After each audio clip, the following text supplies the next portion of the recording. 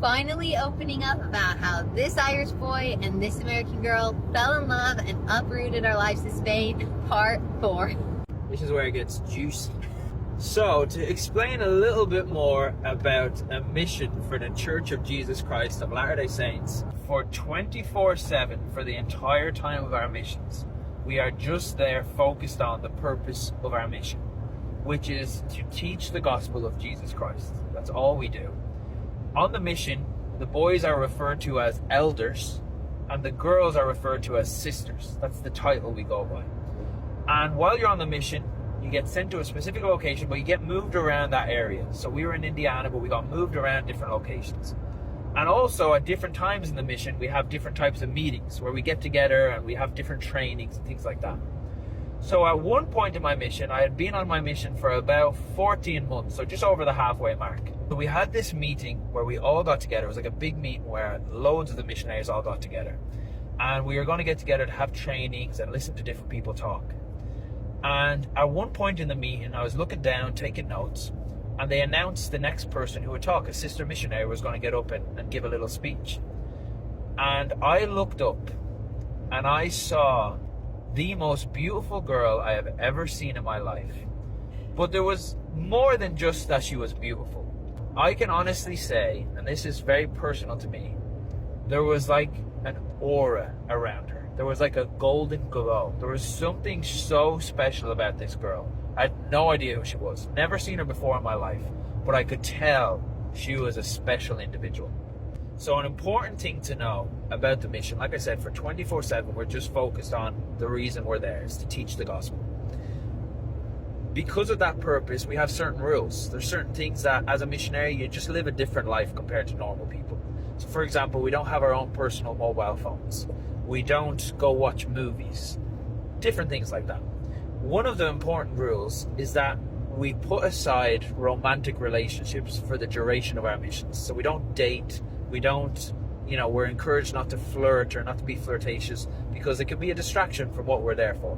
We were like Jedis. No attachments. So after this meeting, I wanted to go and talk to this girl. But I knew I probably shouldn't, because I knew my motivation for going to talk to her was probably not the right thing. It was a distraction. But I wanted to at least just say thank you for your speech. So I had the opportunity to go and say thank you for your speech, thank you for what you said.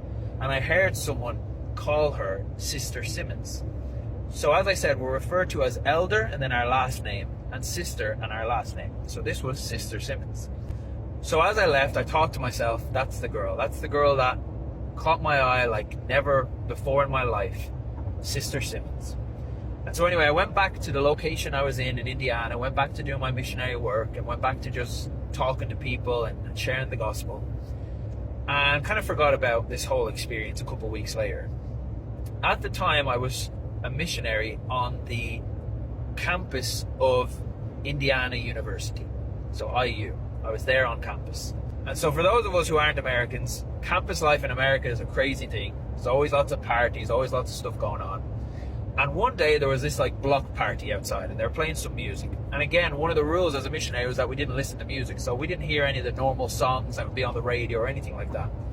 One of the songs they were playing kept singing about this girl called Angela Simmons. Now I have no idea who Angela Simmons is, but the name Simmons, I was like, that's that girl. There was a weird little coincidence, I don't believe in coincidences, that made me think about her again.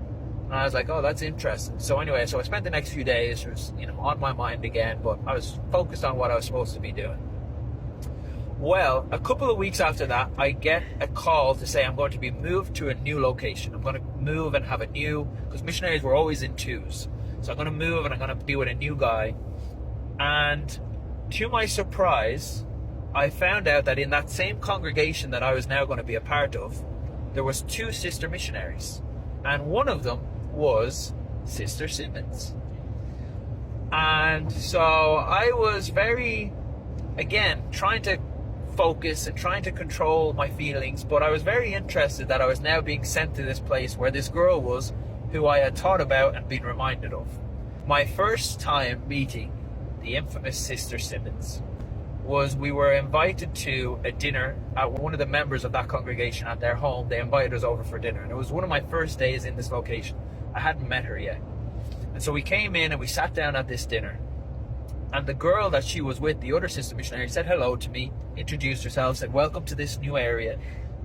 And I said, oh, that's very nice. Thank you. Nice to meet you too. But Sister Simmons didn't say hello to me. And I remember thinking to myself, what? Like, why is she saying hello? Like, do I go say hello? Do I introduce myself? But I ended up just leaving it. And so that was my experience of seeing Katie for the first time, having her come back to my memory in weeks that would then pass by. And then in the end, ending up to be in the same congregation, in the same area where she was. So for me, this whole story is crazy because I didn't even know this elder existed and I didn't even know he was at that meeting. Okay, so a little background for me. That meeting that he saw me at, I gave the opening prayer, and we were warned before this meeting that we might get called up to give a 5-minute speech, and because I was giving the opening prayer and I already knew that, I thought I was off the hook. But no, they could have called anyone, but I was called up to give this speech. So it's a miracle in itself that he even saw me that day, or noticed me because I spoke for so long. So anyway, as Cam talked about, we got our transfer calls, which tells us if we are going to stay where we are currently serving or be sent somewhere else. And I was staying. And in this particular area, I dealt with a couple experiences where some people were a bit hypercritical. And when I got my transfer call, I was told that an Irish missionary was coming, and I got a little warning that he definitely states what's on his mind and he's a bit opinionated. In a good way. And because of my experiences before, I was like, you know what, I'm just going to stick to myself. I just decided I'm not going to go out of my way to get to know this missionary because of this information I had. And bear in mind, I'm a very friendly person by nature, so this was like completely not like me.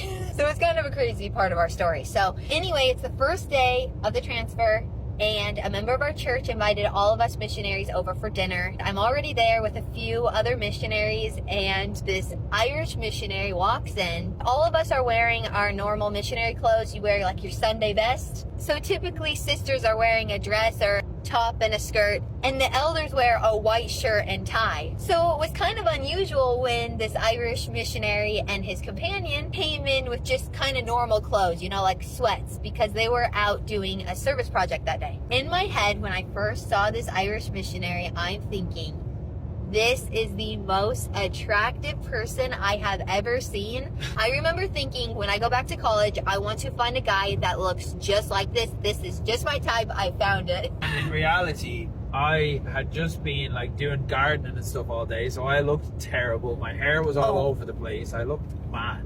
I didn't think he looked mad at all. He was so attractive. So I had already made my decision to not speak to this elder before, but now even more so. I'm not going to talk to him because he is just too attractive and I need to focus on my So now at this point, we're now serving our missions in the same location. We're even in the same room.